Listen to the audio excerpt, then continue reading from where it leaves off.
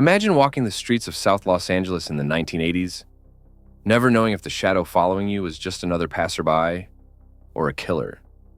Police thought they were chasing one predator, but the truth was far worse. This is the story of the Southside Slayer, a case that haunted Los Angeles for over a decade. At first, detectives believed a single serial killer was leaving women dead across the city. But as the bodies piled up, investigators made a chilling discovery. This wasn't the work of one man. It was the hunting ground of many. In the late 1970s through the 1980s, Los Angeles was in the grip of fear. Women, often young, vulnerable, and from marginalized communities, were being brutally murdered, their bodies left in alleys, dumpsters, and abandoned lots. At first, detectives believed a single predator was responsible. They called him the Southside Slayer. But as years passed and evidence grew, a disturbing truth emerged. The killings weren't the work of one man, but a tangled web of multiple killers operating in the same neighborhoods, preying on the same victims, and leaving behind a trail of terror that stretched across a decade.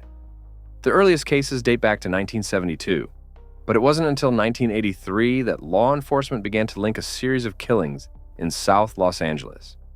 The victims were primarily Black women involved in sex work or struggling with addiction, making them vulnerable targets in an era when crimes against marginalized women were often ignored or underinvestigated. Each murder carried a brutal signature, strangulation, stabbing, or sexual assault, that seemed to point toward a serial predator. By 1985, as more bodies were discovered, the LAPD and Sheriff's Department came to believe a single serial killer was prowling the streets. The press quickly seized on the name Southside Slayer. The media frenzy put enormous pressure on detectives to solve the murders, but the sheer volume of cases made it nearly impossible to untangle. At least over 100 women were believed to be victims in what became one of the most complex true crime investigations in California history. For years, police pursued the theory of a single monster, but forensic evidence and confessions eventually revealed something far more sinister. Multiple serial killers were operating simultaneously in South Los Angeles, each hunting the same type of victim. Instead of one Southside Slayer, there were many. Among those eventually tied to the killings were Louis Crane, convicted in 1989 of strangling several women; Michael Hughes, responsible for multiple murders throughout the 1980s and 90s; Lonnie David Franklin Jr., later infamously known as the Grim Sleeper; and Chester Turner, convicted of at least 10 murders, making him one of LA's most prolific killers. The Southside Slayer label became a haunting reminder of how overlapping crimes blurred the lines of justice and allowed predators to remain undetected for years.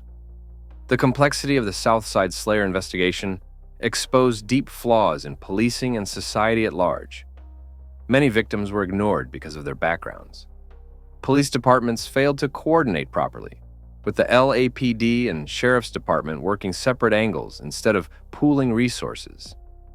The chaos created blind spots, allowing multiple serial killers to operate in the same neighborhoods, undisturbed for decades. For the families of the victims, closure was rare. Even today, the true number of lives lost under the Southside Slayer umbrella is unknown.